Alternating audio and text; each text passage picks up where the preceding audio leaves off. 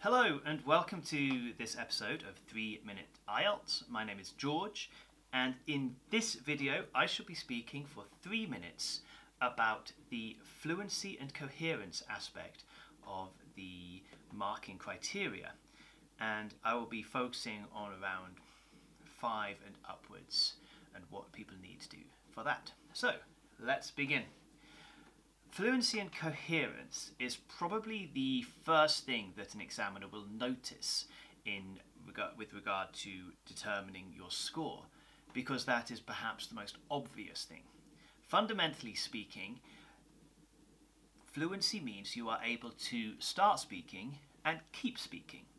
And the differences between sort of 4, 5, 6 will depend about how easily you can continue to speak. For example, for a 4, there are going to be large pauses. That means it's quite difficult for the candidate to put sentences together, even to complete a sentence.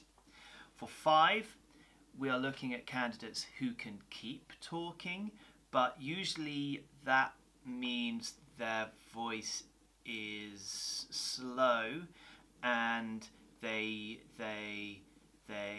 repeat. They use repetition to keep going. So they are not easily able to continue. They can, but they use some techniques to continue. 6 shows that the candidate is willing to speak. That means they want to keep talking. Now, that is not without effort. They will lose coherence. They will lose their train of thought and correct themselves and hesitate sometimes. That means that they want to keep talking, but they're not quite able to do it without stopping, without thinking and correcting themselves. When we're looking for a 7, the idea there is they speak without noticeable effort. That means they can simply keep talking. That's the general idea of a fluency aspect.